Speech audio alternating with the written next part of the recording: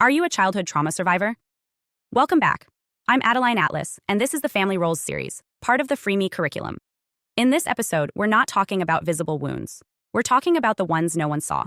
The ones that didn't leave bruises, but changed your entire personality. The ones that came from the people who were supposed to protect you, not harm you. This is about childhood trauma, but not the kind the world easily recognizes. This is the kind that hides under good grades, fake smiles, and the word normal. Because not all trauma survivors come from war zones. Some come from living rooms. If you grew up in a home where love had conditions, where silence was survival, or where your needs made people angry, you may not realize it, but you are a trauma survivor. And no, you don't need a dramatic memory to prove it. You don't need a catastrophic event to justify it. Childhood trauma is not just what happened to you, it's what you were forced to become in order to survive. The way you adapted, the masks you put on, the pieces of yourself you buried just to get through another day, that is the evidence. Let's get clear. Trauma isn't just physical harm. Trauma is anything that overwhelmed your nervous system and changed your internal blueprint. That means if you had to walk on eggshells, manage a parent's emotions, or shrink your joy to stay safe, you were not just coping. You were surviving. And that survival shaped your identity. Many people still don't recognize themselves as trauma survivors because the dysfunction was normalized. Maybe your parent didn't hit you, but they humiliated you. Maybe they didn't scream, but they ignored you. Maybe you weren't abused, but you were never seen. That's not emotional safety. That's emotional starvation. And it creates the same fractures just without the scars that other people can see. Let's talk about what childhood trauma actually looks like. Because it rarely starts with violence. It starts with subtle betrayals of the soul. And it shows up in the roles we get cast into. Maybe you were the caretaker, forced to grow up too fast, managing the household while your parents broke down. Maybe you were the golden child praised, but only when you performed. Maybe you were the scapegoat blamed for things you never did, labeled the problem, simply because you refused to stay silent. Or maybe you were the invisible child.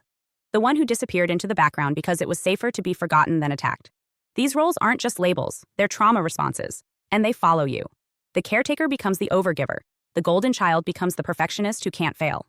The scapegoat becomes the one who always expects betrayal. The invisible child becomes the adult who's afraid to take up space. The survival didn't stop just because you grew up. The trauma doesn't end just because you leave the house. And here's the most dangerous part. These roles start to feel like personality. You start to think your anxiety is just who you are. That your people-pleasing is just being nice, that your hyper-independence is just being strong. But what if I told you those traits aren't your personality? They're your armor. And armor protects, but it also imprisons. This is why healing feels like grief. Because when you start pulling off the mask, you realize how long you've been wearing it. You see how much of your life was shaped around not getting hurt again. How many relationships were built on fear, not freedom. How many choices were made from survival, not alignment. And most of all, how far you've drifted from who you actually are. That's the cost of childhood trauma. It disconnects you from yourself. It tells you you're too much, or not enough, that your intuition is wrong, that your feelings are dangerous, that your boundaries are selfish. And you carry those lies until one day, something cracks and the truth starts to bleed through. You begin to remember that child, the one before the script, the one before the label, the one who knew who they were, until someone told them to stop being it. Let me give you some of the core signs that you may be a childhood trauma survivor, even if your upbringing looked normal from the outside. You over-explain everything. You feel the need to justify your decisions to avoid backlash. You apologize constantly, even when you've done nothing wrong. You're uncomfortable receiving love or compliments. It feels suspicious or fake. You can't rest. Stillness feels unsafe, and productivity becomes your worth. You're hyper-aware of others' emotions, moods, or tones. You scan the room the way you used to scan your home for danger. These are not quirks. They're cues from a nervous system that was trained in emotional warfare. You didn't grow up, you survived. And that means your body learned to prioritize safety over authenticity. But here's the catch. What once kept you safe is now keeping you small. Healing means detangling your identity from your survival strategy. It means realizing that you don't have to play the role anymore. That you can say no without guilt. That you can cry without apologizing. That you can stop fixing everyone else and start rescuing yourself. That you can be loved not because you earn it, but because you are it. But the path isn't linear. It's raw. It's disruptive. Because healing doesn't just unlock joy, it unlocks grief. Grief for the childhood you didn't get, for the protection you didn't receive, for the truths you weren't allowed to speak, for the parts of you that were punished when they should have been cherished. And if that grief scares you, that's okay. It means you're finally feeling what was never safe to feel. And yes, your family might deny it all. They may say, you're exaggerating, that it wasn't that bad, that you're rewriting history. But let me remind you, just because they don't remember it doesn't mean it didn't happen. Just because they were numb doesn't mean you were wrong for feeling. Just because they were protected by denial doesn't mean you're making it up. You are not crazy, you were conditioned. You were trained to minimize your pain so other people wouldn't have to face theirs. That is not sensitivity. That is strength masquerading as silence. And that silence ends now. Because once you realize you're a survivor, the shame starts to lose its grip. You stop blaming yourself for what you couldn't control. You stop explaining your boundaries. You stop apologizing for healing.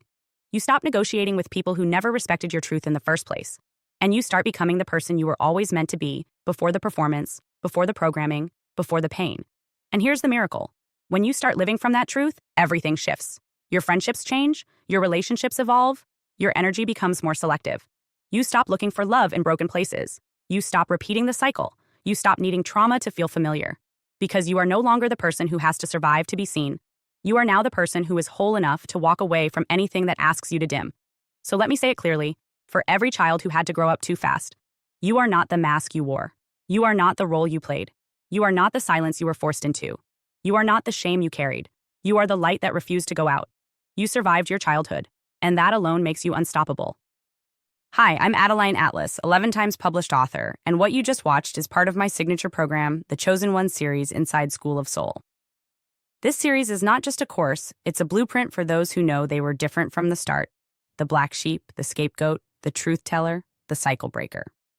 Inside, you'll discover the family roles playbook, the golden child, the scapegoat, the enabler, the lost child, and how to finally step out of the part you were cast in without consent. How the black sheep becomes the goat, turning rejection into radical transformation and leadership. How to break generational curses and rewrite ancestral contracts so the pain stops with you.